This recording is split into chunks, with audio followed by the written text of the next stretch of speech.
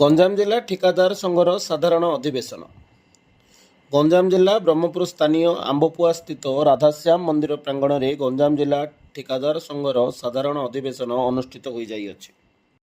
ବର୍ତ୍ତମାନ ସରକାରଙ୍କ 3 ତାରିଖରେ ଆସିଥିବା ନୂତନ ଟେଣ୍ଡର ପ୍ରକ୍ରିୟା ପାଇଁ ଆଜି ଗଞ୍ଜାମ ଜିଲ୍ଲାର ସମସ୍ତ ଠିକାଦାରମାନେ ଏକତ୍ରିତ ହୋଇଛନ୍ତି। ଠିକାଦାରଙ୍କ 2018ରେ ଯେଉଁ 14.99 ଥିଲା, ଆମକୁ 150 ଗୁଣ ଦେୟ ଦେବାକୁ ପଡ଼ୁଥିଲା।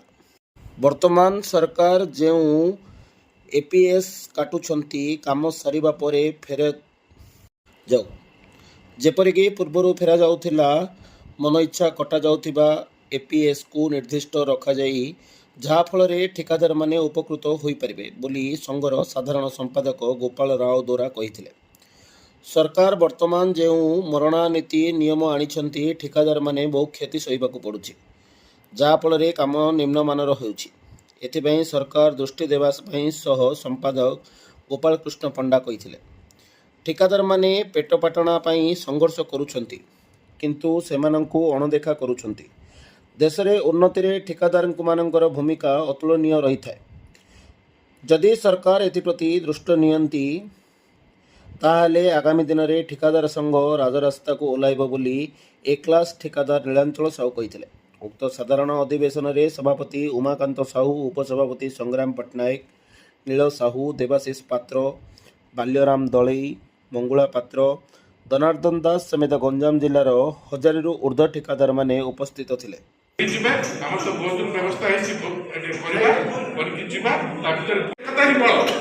ଆଜିର ମେସେଜ ନାହିଁ ଯେ ମୁଁ ଆପଣମାନଙ୍କୁ ଆମେ କମିଟି କହିଲେ ସେଠୁ ପକେଇଲୁ ଆମେ ତମେ ଇଏ କଲେ ଆମେ ସେ ପକେଇଲେ ସେସବୁ ଜିନିଷ আর আপনার পরিচয়টা?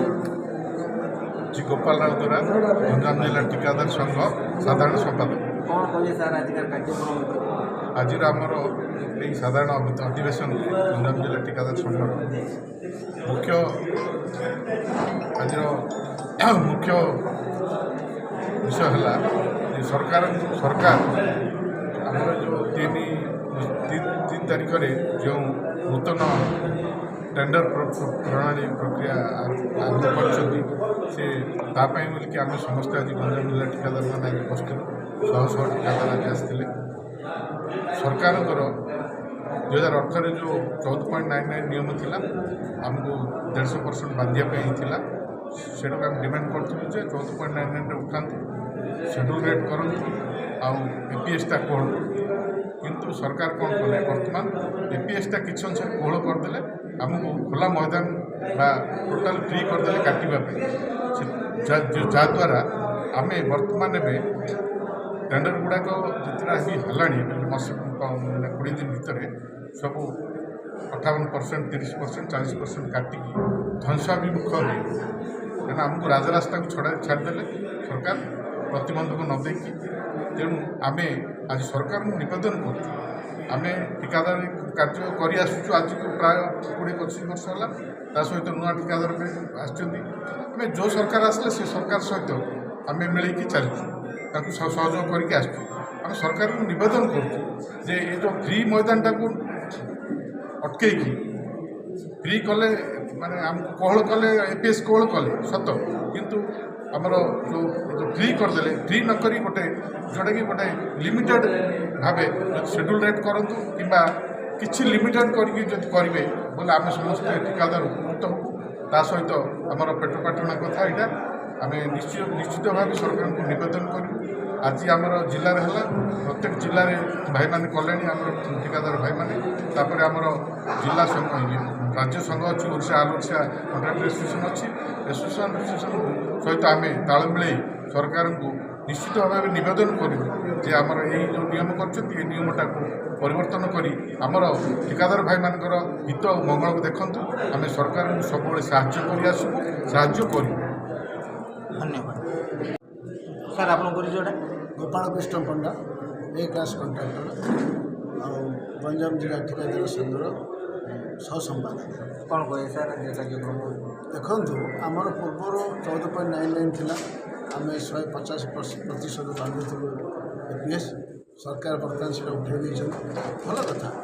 କିନ୍ତୁ ସେ ଗୋଟେ ଅନଲିମିଟେଡ୍ ଟେଣ୍ଡର କାଟିବା ପାଇଁ ପ୍ରକ୍ରିୟା କରିଦେଇଛନ୍ତି, ଯାହାଫଳରେ କି ବହୁତ ଲୋକ 60-40-30% ମାଇନସ୍ରେ ଗଲେଣି, ଯାହାଫଳରେ କ୍ୱାଲିଟି ମଧ୍ୟ କାମ ରହିବନି ଏବଂ ପେମେଣ୍ଟ ଦେବାରେ ଅସୁବିଧା ହେବ।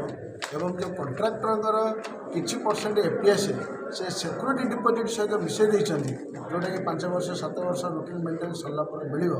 କିନ୍ତୁ ସ୍ପେଶିଆଲି ଆମର ଅନୁରୋଧ, ଯେଉଁ କିଛି ଆମେ ଏବେ ଏପିଏସ୍ ଦେବୁ ସେ ଏପିଏସ୍ଟାକୁ କାମ ସରିବା ପରେ ଆମକୁ ସେଇଟା ରିଫଣ୍ଡ କରାଯାଉ।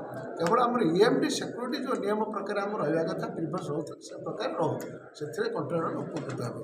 କିନ୍ତୁ ଅନଲିମିଟେଡ୍ ମାଇନସ୍ଟା ନ କରିକିରି କିଛି ଗୋଟେ ଲିମିଟେସନ୍ କରାଯାଉ। ଦେଖନ୍ତୁ ଆମମାନଙ୍କୁ ଆଗରୁ 14.99 ଥିଲା, 7.5 ଆମେ ଗୋଟେ overhead charge ପାଉଥିଲୁ, plus contractor profit ଗୋଟେ 7.5 ଥିଲା, ଏମିତି 15% ଥିଲା, ଯାହାଫଳରେ କି ସେ 14.99 ଆମକୁ ନେସେ ଏଲାଉ କରିଥିଲେ। ଏବେ ବି ବରଂ 9.9 କରନ୍ତୁ କି 4.99 କରନ୍ତୁ କି ସେଡ୍ୟୁଲ୍ ଡେଟ୍ କରନ୍ତୁ, ଗୋଟେ ଲିମିଟେସନ୍ କରାଯାଉ, ଯାହାଫଳରେ କ୍ୱାଲିଟି ରହିବ, ଅଫିସର ମହଲରେ ମଧ୍ୟ ସ୍ୱାଗତ ଯୋଗ୍ୟ ହେବ, କଣ୍ଟ୍ରାକ୍ଟର ମାନେ ସ୍ୱାଗତ ଯୋଗ୍ୟ କରିବେ। ବେଶୀ ଲେସ୍ ହେବା ଦ୍ୱାରା ଅଫିସର କଣ୍ଟ୍ରାକ୍ଟର ମାନଙ୍କ ଭିତରେ ମଧ୍ୟ ମନମାଳିନ୍ୟ ହେଉଛି, କ୍ୱାଲିଟି ମେଣ୍ଟେନ୍ ହେଇପାରିବନି, ଅସୁବିଧା ହେଉଛି।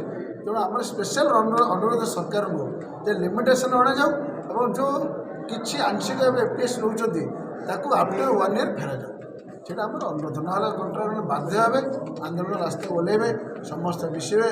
କଣ୍ଟ୍ରାକ୍ଟକୁ ନେଇକରି ଦେଖନ୍ତୁ ସବୁ ଦେଶର ଭବିଷ୍ୟତ, ରାଜ୍ୟର ଭବିଷ୍ୟତ ଚାଲିଛି।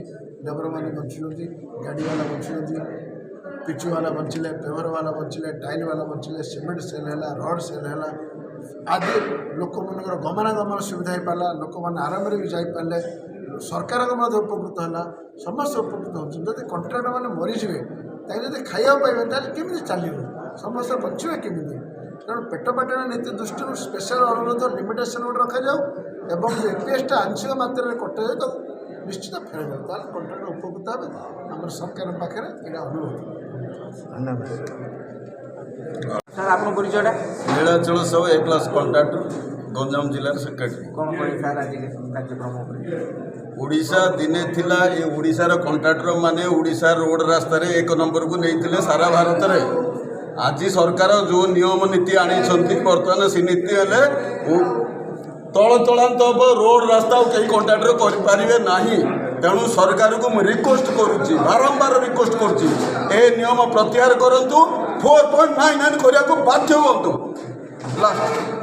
ଧନ୍ୟବାଦ। ବ୍ରହ୍ମପୁର ଜ୍ୟୋତିରଞ୍ଜନ ଗୌଡ଼ଙ୍କ ରିପୋର୍ଟ, ସନ୍ଧାନ ଓଡ଼ିଶା ଲାଇଭ୍।